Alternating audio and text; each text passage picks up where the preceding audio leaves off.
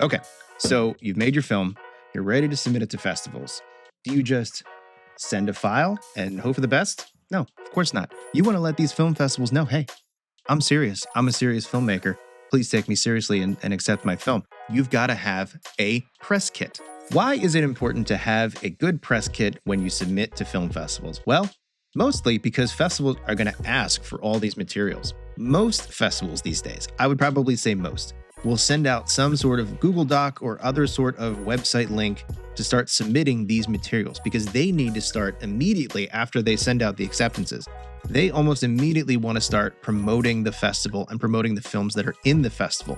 Some bigger festivals even print out posters or print out marketing materials that they send out with your film production stills or posters or anything on it. They need that immediately. You don't want to waste time because they'll have deadlines for you to give these things in. If you don't have it ready to go and you start making these after you get accepted, sometimes they can and they will revoke your acceptance.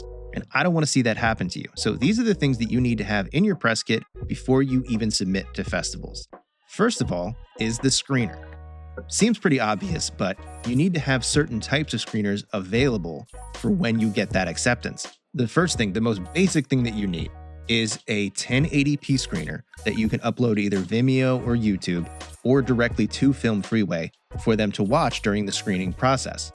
That is the baseline. But even after that, not every festival is going to be displaying them in 1080p. You also need a 4K version that is capable of being put onto 4K projectors.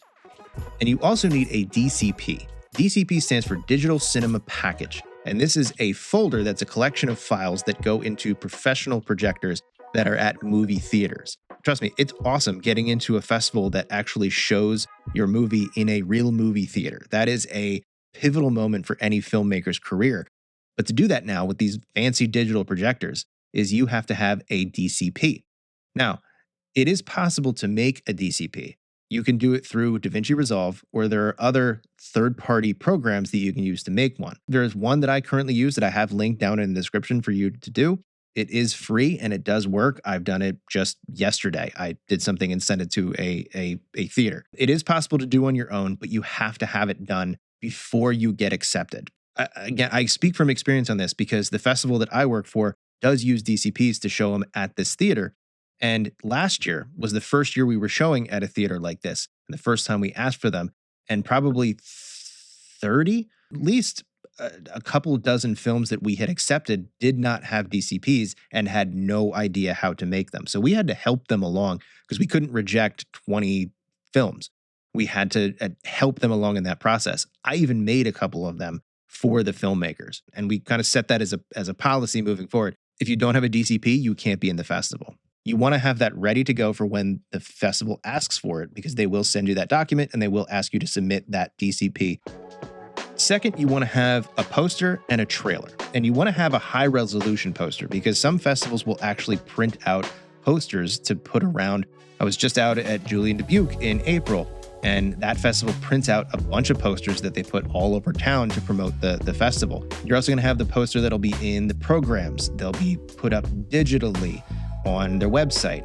Your poster is going to be everywhere for these festivals because they're trying to promote what films are out there for their audience to go and see. A professionally made one, if possible. If you have any money that you can have to somebody that makes posters professionally or a graphic designer that can make a good-looking, high-resolution poster for you, you should definitely do that. If you want to try to make it on your own, just make sure that it is clear, it is legible, and that you have a high enough resolution you can send so that the festival can use that for all of the marketing materials that they want to do, including blowing it up into, a full-size poster if necessary.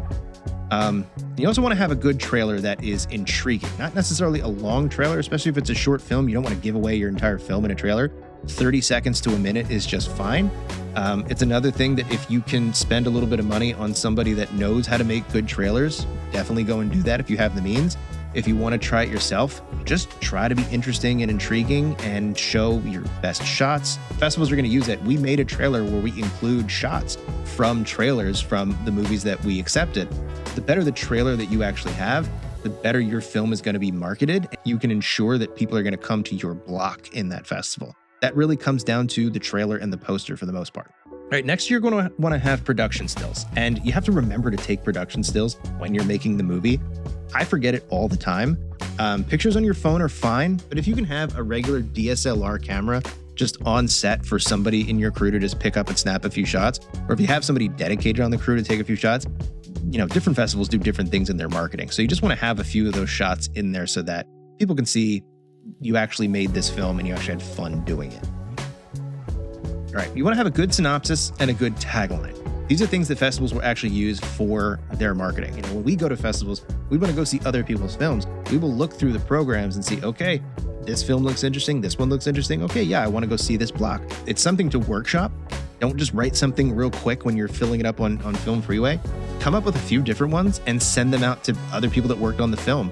Send them to your producers, to the actors, to friends, and get feedback on how they feel about this tagline. Does it seem interesting? Does it seem like, yeah, if I read this, I want to go see that film?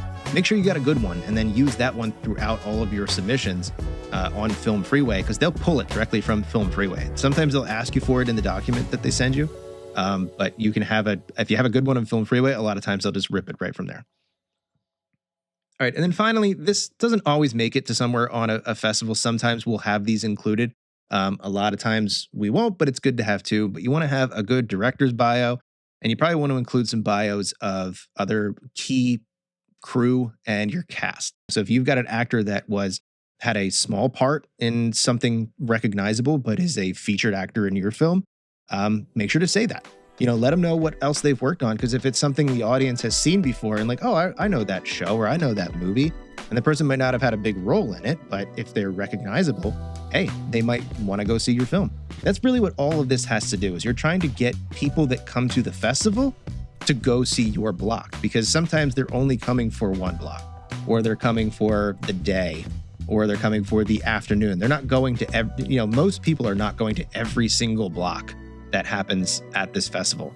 Most people are just going to one or two. So you want to make sure that they pick yours, and other filmmakers that you meet there too. They're not going to have time to go to every single block.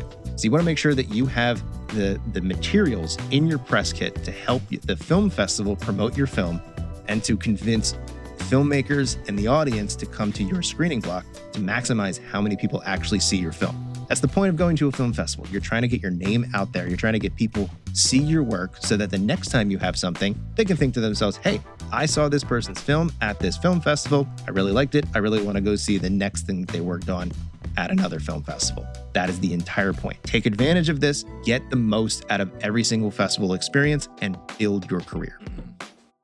I hope that this was helpful. I really want everybody to get the best out of their festival experiences. And it starts right at the beginning. As soon as you get accepted, being able to submit these things are going to help you get the most out of being at the festival. It's going to get the most butts in seats, and it's going to really help you along. If you need more help, if you have any questions about any of these things that I've mentioned or any of the things that you're trying to make for your press kit, I'm available for coaching. Click the link in the description, find some time with me, no obligation, just a few minutes to quickly chat. If you have any questions about how to make a good screener, or how to make a DCP, or how to make a good trailer or a good poster, I'm available. And if you want to see more videos like this, be sure to like and subscribe, and I will see you next time.